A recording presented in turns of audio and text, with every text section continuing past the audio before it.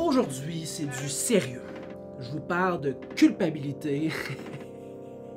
Aujourd'hui, c'est pas du sérieux, c'est la journée du vlog. En plus, on est vendredi, j'ai un gin tonic. Hey, on revient aux racines de ce que j'ai fait au début. Mais je vais quand même vous parler de culpabilité. Je vais vous parler des transactions que j'ai faites au courant de l'été. Puis pourquoi? Pourquoi j'en ai fait peut-être un petit peu moins? Je vais vous parler d'un projet qui nous tient cher, qui nous tient à cœur, qui nous tient à cœur, à Laura et moi. Et je vais vous parler de qu'est-ce que je recherche le plus de ces temps-ci. Et...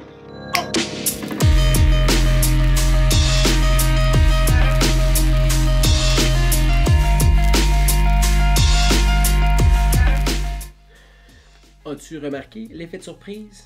Hey, intro, casquette à l'envers, je commence le vlog, casquette à l'endroit. Un magicien! Bon, commencer par le sujet le plus sérieux, la culpabilité. Cet été, j'ai décidé, on va dire, on recommence. Lou est allé. Lou, c'est mon fils, pour ceux qui m'écoutent et qui me connaissent pas, là, Lou, c'est mon fils. Lou est rentré à l'école cette année en maternelle, puis à la fin de son année scolaire, dans les derniers 10 mois, j'avais passé moins de temps avec lui, fait que j'ai décidé de prendre mon été plus relax. Puis là, il y en a qui disent « Ouais, avec la COVID, hein, tu devais être fatigué. » Non, parce que j'aime ça travailler. Fait que ça me fatigue pas tant, je t'avouerais, travailler. Je tombe pas down à travailler. Je trippe bien raide sur ce que je fais, mais pas voir mon fils, puis que mon fils me dise « Papa, tu travailles tout le temps. » Ça me met down.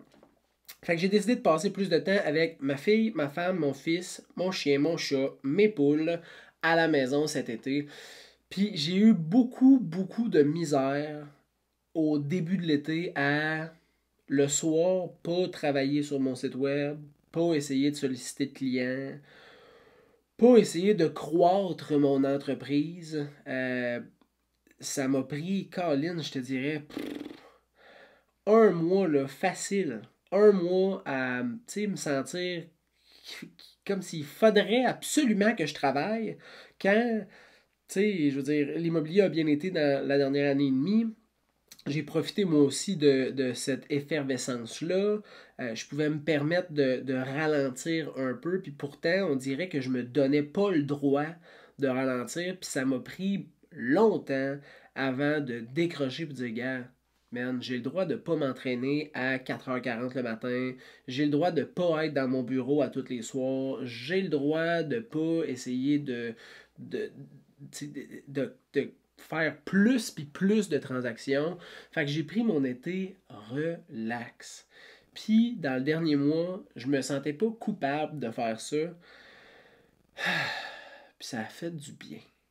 Puis là, j'ai envie de repartir la machine. Puis tu vois, Lou rentre à l'école lundi. Cette semaine, petit peu par petit peu, j'ai fait le ménage du bureau. J'ai commencé à préparer comme mon plan de match de retour un peu. Puis ça, je suis motivé à le faire, mais tu vois, je le faisais pas de reculons. Je le faisais petit peu par petit peu. Je prenais encore du temps avec Lou, du temps avec la famille.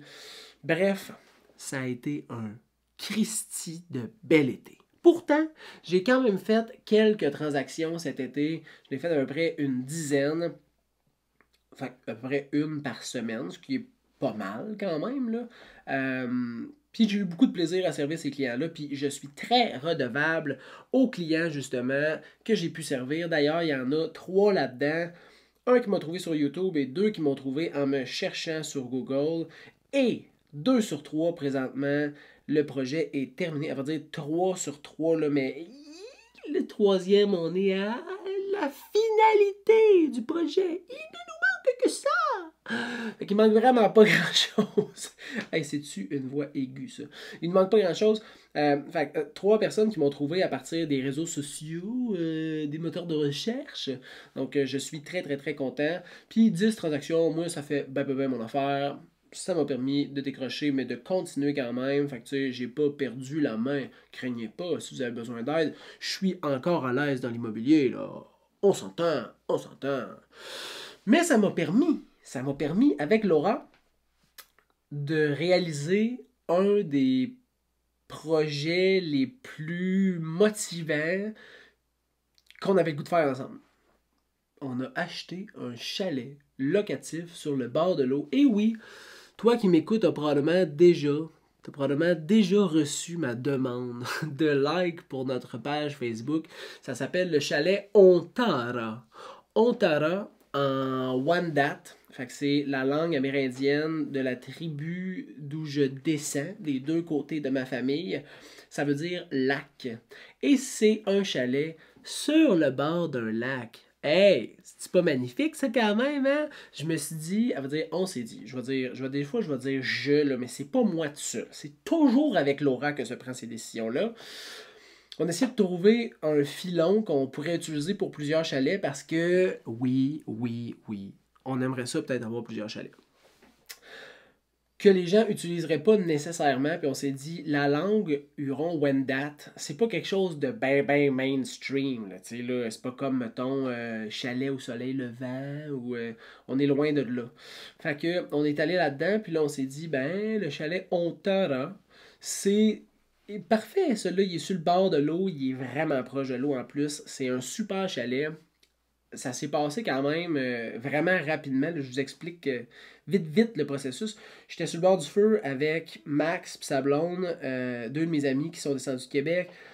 On était sur le bord du feu, puis ma blonde, elle voit ça popper sur Internet. Puis là, elle dit « Hey, tu devrais l'appeler. » Là, j'étais même « Dude, c'est sûr que c'est déjà vendu. Tu m'as-tu vu le beau chalet, toi? Construction quasiment neuve, plancher chauffant, comptoir en granit, grosse douche, pas de fenêtre, pas de porte, pas de fenêtre, là, pas de porte. Elle est assez grande pour pas avoir de porte. Gros bain autoportant, foyer électrique, thermopompe, trois grosses Christie de porte patio, un gros deck direct sur l'eau avec un beau quai. Fait que tu sais, vraiment plus hot que ma maison. Là. J'étais même, c'est sûr que c'est déjà vendu. Puis finalement, on a appelé le gars, déposé l'offre, on a fait ça quand même relativement assez rapidement. Puis on est tombé sur un Christy de bon propriétaire. Ça s'est super bien passé. Il nous a joué ça legit. Fait que tu sais, il aurait pu là, prendre plein d'offres puis essayer de monter le prix, mais eux, c'est une jeune famille qui avait acheté ça puis qui opérait ça. Nous, on est une jeune famille qui veut opérer ça. Puis ça les motivait de nous le vendre à nous autres. Puis on était bien contents parce que, mais quelle perle! Et je mettrai le lien de notre Airbnb si jamais vous voulez réserver ou juste aller saigner un peu c'est quoi le chalet. On est vraiment tombé sur le bon chalet, le bon timing, le bon propriétaire. On a été vraiment chanceux. Puis là, on réalise ce projet-là. Puis c'est rempli de de petits stress, de petits apprentissages, de petites embûches, de petites décisions, de petites prises de bec au niveau des décisions. Parce qu'on est deux là-dedans. Puis moi puis Laura, on n'a pas la langue dans notre poche. Fait que ça accroche régulièrement. Mais c'est un projet qui nous tient vraiment à cœur. Puis qu'on a pris le temps de faire. Puis on a pris le temps de bien le faire aussi parce qu'on n'a pas fait un offre, pas de conditions, pif paf, parce que là, il fallait se dépêcher. On a fait un offre, on a tout vérifié ce qu'on avait besoin de vérifier. Fait qu'on est vraiment content. C'est vraiment cool. Fait qu'en plus des transactions que j'ai faites pour mes clients, ben Christy, on s'est gâté d'une petite transaction pour nous autres. Ah, ça fait plaisir. Ah, ça fait plaisir. Puis ben, en recommençant tout ça, ce processus-là de recommencer à travailler puis de se lancer dans les projets, ben j'ai recommencé à faire des capsules éducatives immobilières. Je vais probablement recommencer aussi à faire des vlogs un petit peu plus régulièrement, à faire de l'actualité immobilière, des analyses de statistiques. Là, ça s'en vient justement à la fin du mois d'août. Ben oui, c'est ça, ça s'en vient à la fin du mois d'août. Fait que je vais pouvoir analyser les stats du mois d'août. La dernière fois, ça avait suscité quelques questions. Des gens qui m'avaient écrit en privé. J'ai même fait une deuxième vidéo pour le comparer à l'année 2019 parce que les gens disaient « Ouais, mais là, l'année passée, c'était COVID, c'est pas vraiment représentatif. » Et je comprends. Fait que là, on l'a mis ça 2019 versus 2021. C'était quelque chose d'un petit peu plus tangible pour certaines personnes. Fait que je recommence à faire des capsules vidéo et j'ai un malin plaisir à recommencer à faire ça parce que ben, c'est le fun, puis ça me permet de toucher des gens, puis les gens, après ça, me font, je sais pas comment je pourrais dire ça, plus confiance parce qu'ils voient un peu comment je suis, puis ils ont le goût de travailler avec le type de personnalité que je dégage. Puis là, je m'habille pas en coton ouaté puis avec une casquette quand je fais des visites, là, je me déguise en courtier, là, un vrai déguisement complet, là, veston, pas de cravate, jamais de cravate. En tout cas, pas encore. Fait que ouais, fait que les gens, j'ai l'impression qu'ils ont peut-être un attachement envers le style que je peux avoir. Puis ça me permet de les toucher. Fait que je suis vraiment content de recommencer à faire des capsules. Et voilà. Mais là, j'ai besoin de ton aide. Je suis triste. J'ai quasiment plus de maison à vendre. J'ai quasiment plus de maison à vendre. Je les ai toutes vendues. Puis vu que je me suis pogné le cul tout l'été, comme on pourrait dire, ben, j'en ai plus tant dans le pipeline là, qui s'en viennent. J'en ai peut-être 3-4 qui vont se mettre sur le marché. Mais hey, toi, là, t'as des amis, hein, t'as des gens que tu connais, ben tu sais que je charge juste 2% si je suis seul dans une transaction. Puis tu sais que je fais une mise en marché incroyable avec des vidéos, des photos, tout le gros kit sur les réseaux sociaux. Hey! Mais pourquoi t'en parlerais pas à ton chumé qui va vendre sa maison? Ou à ta chumette qui va vendre son condo? Ou à ton grand-père qui veut vendre son terrain? Ou toi, peut-être? Toi qui veut vendre ta propriété? Appelle-moi donc, ça va me faire plaisir. Et en plus de remplir mon petit cœur de joie, tu vas remplir tout mon temps parce que je vais m'occuper de toi comme un débile pour réussir ton projet immobilier. Hey, non, mais c'est-tu pas incroyable, ça? Ça fait qu'entre en contact avec moi tout de suite. Puis si tu cherches une maison, eh ben, je fais pas juste en vendre. Hein. Je continue d'avoir cette passion-là pour aider les acheteurs parce que rappelons-le, la raison pour laquelle je fais du courtage immobilier, ben, c'est parce que j'ai eu une transaction de merde quand j'ai acheté ma première maison. Puis je continue de vouloir aider les gens qui veulent acheter. Puis en plus, un courtier pour acheter, c'est gratuit. C'est gratuit. C'est comme si tu te fais poursuivre en justice. Hein? Puis mettons, pour gagner ta cause, ben, il y a un avocat qui vient te représenter gratuitement. Cet avocat-là, là, il est-tu hot, hein? Même parallèle, mais je continue immobilier. Incroyable. Oh, ça finit bien un vlog, là. Hey, c'est incroyable. Oh, hey, là. Là, je sens que je vais avoir des appels. Je termine ça tout de suite et je m'en vais chercher mon téléphone. C'est pas vrai, il est juste ici, mais je suis prêt à recevoir ton appel. J'espère que je t'ai entertainé le temps de quoi, là?